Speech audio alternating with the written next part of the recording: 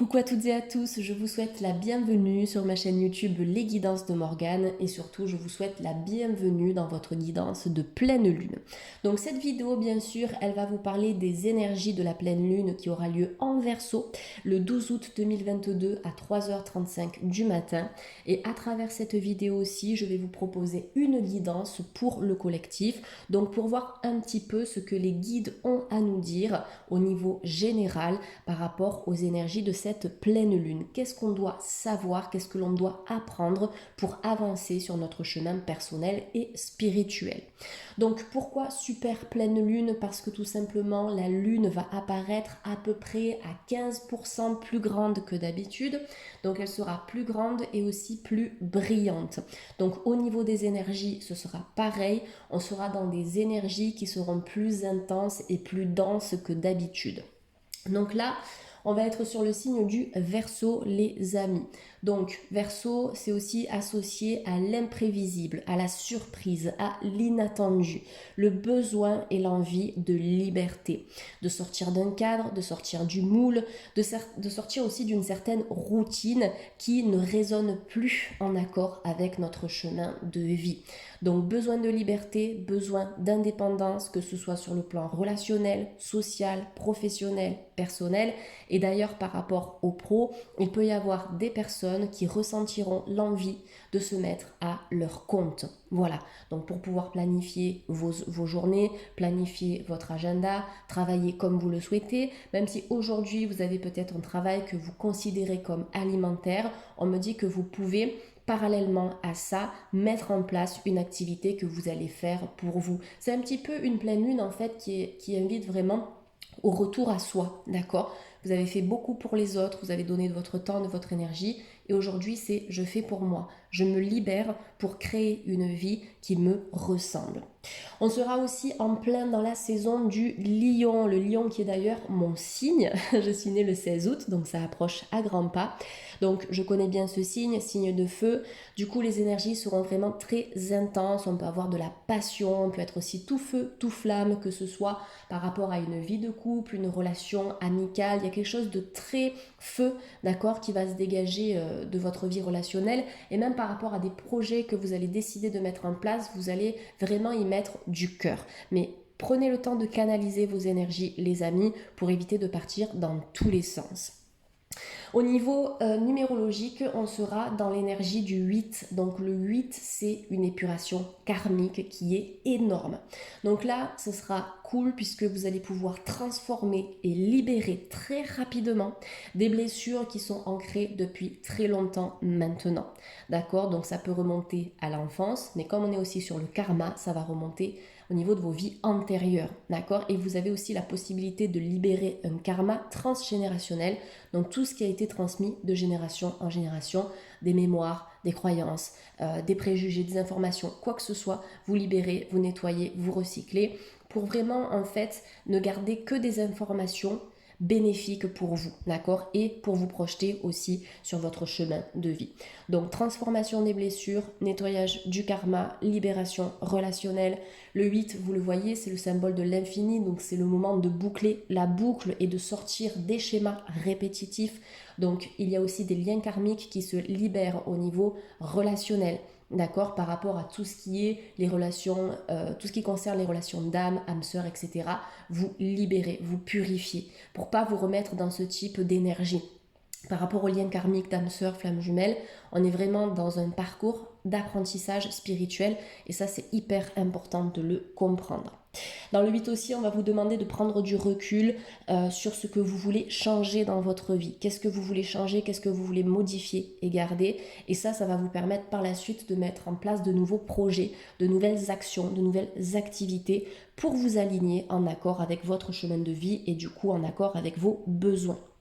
Et du coup, la pleine lune en Verseau, et quelles que soient les pleines lunes d'une certaine manière, ça va être vraiment le moment de mettre la lumière sur ce que vous souhaitez vraiment libérer dans votre vie, d'accord? Vous mettez tout ça en lumière pour vous libérer par la suite, donc ce que vous voulez transformer en vous, mais aussi transformer autour de vous. Vous allez pouvoir vous détacher progressivement des liens toxiques, des blessures du passé pour retrouver pleinement votre liberté. Voilà pour la petite intro de 5 minutes les amis. Maintenant, je vais faire une petite guidance pour le collectif. Donc, j'ai choisi l'oracle de la triade. C'est un oracle que j'adore. Il est très profond. Il va travailler sur l'inconscient, sur les mémoires, sur ce qui doit être libéré aussi. Donc, pour le collectif, quelles sont les énergies de la super pleine lune en Verseau pour le collectif? Allez, on a la première carte qui vient de sortir ici. Vous avez la carte de la foudre, les amis. Donc ça correspond exactement à ce que je vous ai dit au niveau de l'énergie du Verseau. On est aussi dans la saison du Lion. Donc la foudre ici, c'est ce qui va arriver vraiment de manière inattendue, d'accord? Ça frappe sans prévenir.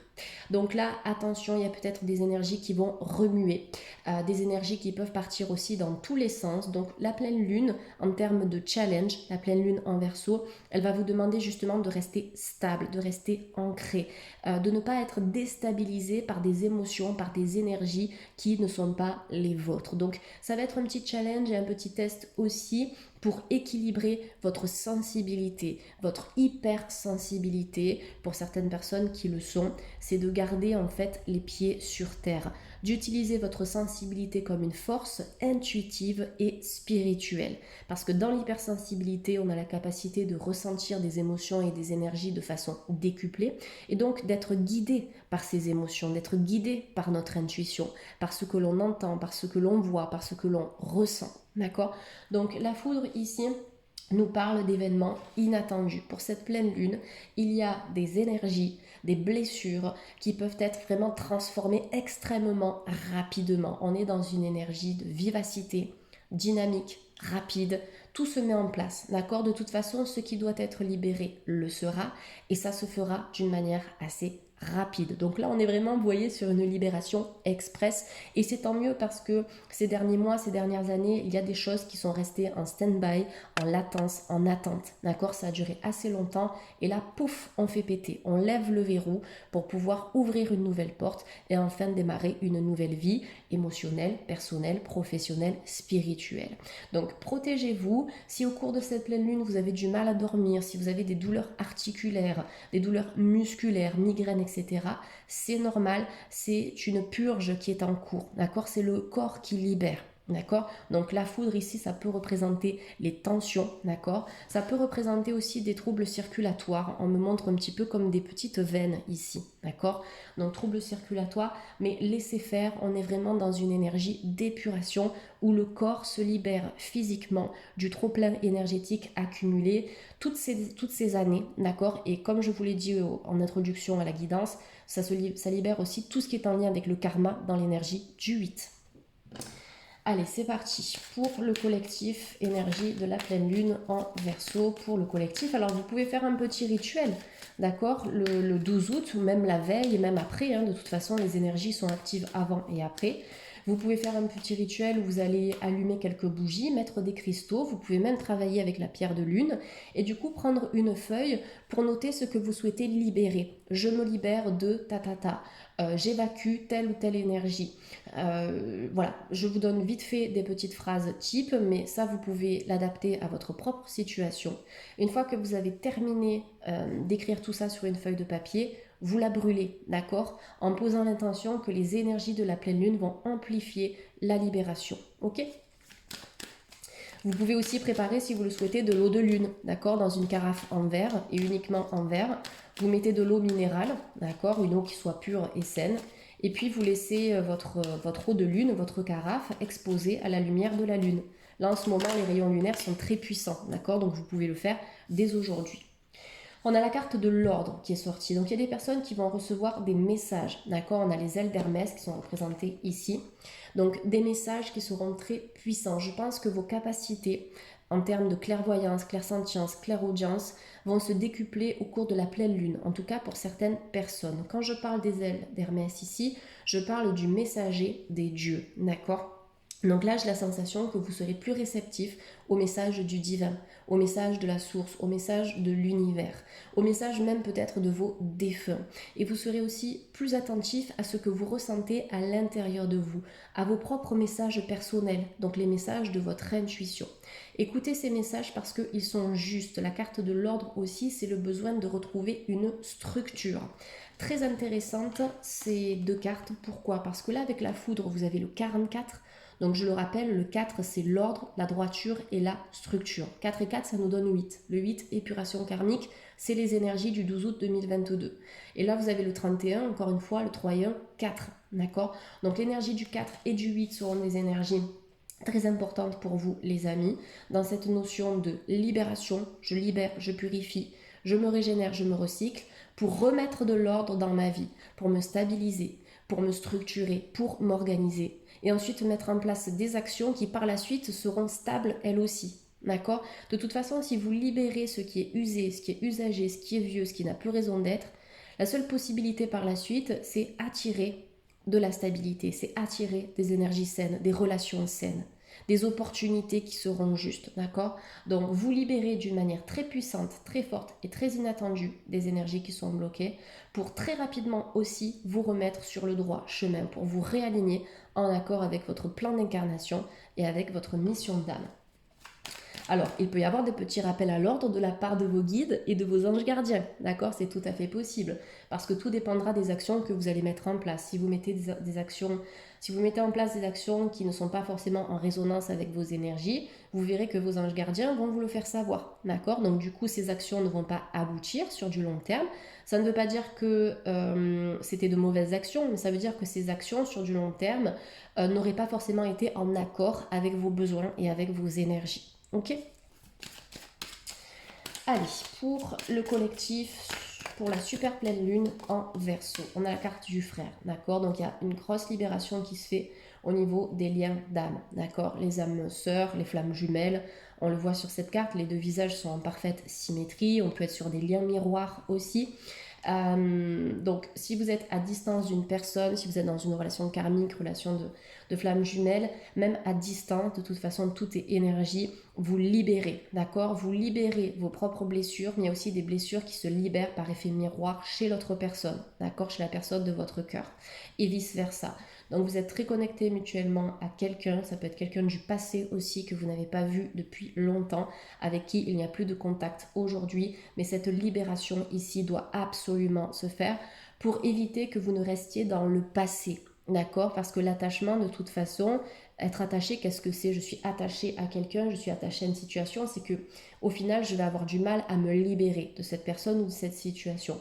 Donc, on libère les liens d'attachement pour que vous puissiez retrouver votre liberté et pour que cette personne puisse retrouver aussi sa propre liberté, d'accord? Ça, c'est super important. Donc frère, on libère les liens d'âme, on libère les liens karmiques, on libère les liens transgénérationnels aussi, donc les liens familiaux. Il y a beaucoup de libération relationnelle ici dans l'énergie du 8 sur cette pleine lune. Donc vous libérez aussi une énergie en lien avec le masculin, d'accord, avec l'homme. Vous avez le soleil qui est représenté ici, vous avez Mars juste là. Donc des énergies qui sont très feu. On libère un lien karmique, on libère le masculin aussi. La carte de l'homme, au-delà de la libération karmique, ça peut aussi vous demander de mettre en avant votre énergie yang, les amis. De toute façon, le yang, c'est associé au soleil, c'est associé aussi au signe du lion. Comme je vous l'ai dit, au niveau de cette pleine lune, on est en plein dans la saison du lion. Donc il y a vraiment des énergies, vous voyez, qui vont énormément brasser. Donc stimulez aussi votre côté yang. Le yang, ça permet l'action. Le yang, ça permet la passion, ça permet la fougue, ça permet la construction, ça permet le dynamisme. Donc c'est le moment vraiment de se mettre en action pour récolter aussi des résultats qui seront tout aussi rapides, ok? Parce que le 8, c'est aussi associé à la récolte. Le 8, c'est l'abondance, c'est la richesse du cœur, la richesse émotionnelle, la richesse financière aussi. Allez, je vais tirer encore 2 cartes. Donc on a l'eau. Très intéressante cette carte parce que justement je voulais aussi vous parler du féminin sacré et de l'énergie yin. Donc c'est très intéressant de mettre en avant votre potentiel yang pour concrétiser vos actions dans la matière, mais c'est aussi important de trouver un juste équilibre, un juste milieu pour harmoniser tout ça. De toute façon, c'est l'équilibre, d'accord? Dans la nature, l'important c'est vraiment de trouver le point d'équilibre entre le masculin et le féminin, le côté feu, le côté yang, le côté actif et le côté intuitif, doux, fluide et émotionnel, d'accord? Donc voilà, là c'est possible qu'il y ait dans cette notion de dualité quelques petits conflits intérieurs au cours de cette pleine lune. Est-ce que je fais le bon choix? Est-ce que je prends la bonne décision? Il n'y a pas de bonne ou de mauvaise décision, les amis, d'accord? Il n'y a que des expérimentations. Expérimenter, tester, essayer. Si tel ou tel choix, telle ou telle relation ne marche pas, ça vous aura appris quelque chose. Dans tous les cas, d'accord? Pas d'erreur, des apprentissages, des enrichissements sur le plan relationnel, intuitif et spirituel. Donc les émotions avec l'énergie de l'eau qui peuvent brasser au cours de cette pleine lune. Donc essayez de vous canaliser, essayez de vous ancrer à la terre. Si vous avez besoin de pleurer, pleurez, d'accord? Sortez les énergies, sortez vos émotions. L'eau, ça peut être aussi rattaché à la tristesse, en tout cas à tout ce qui a besoin d'être évacué par le biais des larmes, d'accord? Ne laissez pas les souffrances du passé à l'intérieur de vous parce que ce qui ne s'exprime pas vers l'extérieur s'imprime dans le corps et ensuite ça se manifeste sous forme de maux physiques, de douleurs, de migraines, d'insomnie, etc. Donc l'eau aussi avec les vases communicants, ça nous parle d'un passage, d'accord? L'eau a la possibilité de prendre plusieurs états. Je passe d'un état à un autre. Donc là, on est vraiment sur une énergie de transformation et de libération. Peut-être que vous libérez quelque chose aussi en lien avec le père, avec le grand-père, la lignée des hommes aussi, de la famille, peut-être l'autorité, peut-être des énergies qui ont pu être strictes aussi au cours de votre éducation, d'accord? Parce qu'on a l'homme et l'ordre ici quand même. Donc vous libérez l'autorité, vous libérez l'injustice aussi. On me parle d'injustice, d'autorité, vous voyez, tout ce qui peut vous mettre dans des cases et tout ce qui peut vous façonner. Pas comme vous le souhaitez, d'accord? C'est pour ça qu'en début de guidance aussi, je vous disais que dans l'énergie du Verseau, on aura besoin de retrouver notre liberté et d'arrêter d'être contrôlé et manipulé par l'environnement extérieur ou par les autres ou par quelqu'un en particulier. Donc là, on retrouve notre liberté, on retrouve notre indépendance parce qu'on le décide. Tout simplement, c'est parce qu'on le décide, ce sont nos actions qui créent le changement dans la matière. N'ayez pas peur, d'accord? Le doute ici, effectivement, le doute, ça peut vous déstabiliser. Ça peut être l'ego qui vous dit que bon, bah, c'est pas le moment de libérer cette relation. C'est pas le moment de faire des choix pour votre futur, que ceci ou que cela. Attention au doute, revenez-en à votre partie yin, revenez-en à votre intuition, d'accord? Parce que dans l'énergie du Verseau aussi, on est sur une énergie qui est quand même très intuitive, donc reconnectez-vous à ça, ok? Donc, pour moi, le doute est utile parce que d'une certaine manière, ça vous permet aussi de vous poser les bonnes questions. Est-ce que je suis à ma place? Non, d'accord, je ne suis pas à ma place. Qu'est-ce que je peux mettre en place comme action pour pouvoir me réaligner, pour pouvoir me sentir en accord avec ma vie, avec les autres, avec ma mission d'âme? Donc, le doute, d'une certaine manière, c'est pas forcément négatif, d'accord? Ça dépend de la vision que l'on a du doute. Pour moi, c'est quelque chose de constructif parce que dans le doute, on se pose tout simplement les bonnes questions. Si on se pose des questions, ça veut dire qu'on ne se sent pas totalement aligné et ça veut dire qu'au fond de nous, on a quand même des outils, des clés et des possibilités pour changer la donne, d'accord? Donc, voyez le doute comme une énergie qui est très positive. Allez, on va terminer le tirage de la pleine lune avec une petite carte conseil de l'oracle des sirènes. Alors celui-là, je ne peux pas m'en passer. Il est extraordinaire. Vraiment, cet oracle, dès que j'ai une question, dès que j'ai un petit souci, je pose une question claire, d'accord? C'est important d'ajouter vraiment de la clarté dans les questions que vous posez pour que la réponse soit la plus claire possible. Et du coup, à chaque fois, je tombe vraiment sur la seule carte du jeu, il y en a beaucoup, qui répond avec clarté à ma question.